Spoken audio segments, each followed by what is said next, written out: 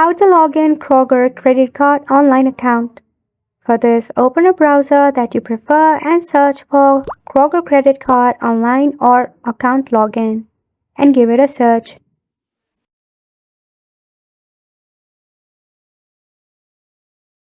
Tap on the first suggestion shown, that is Kroger Rewards World Allied MasterCard. You will be redirected in this web page of Kroger credit card, where you have to tap on this login option at the top of the screen.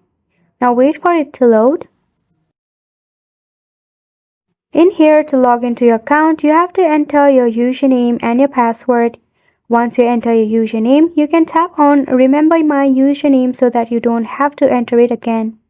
Then go ahead and enter your password. You can also make them remember your password. Tap on Login.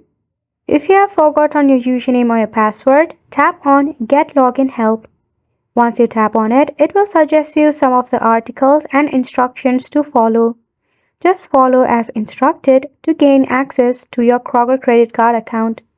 Once you do that, you'll be able to log in to your account. Isn't it simple? And that's a wrap for this video as well. Thank you so much for watching.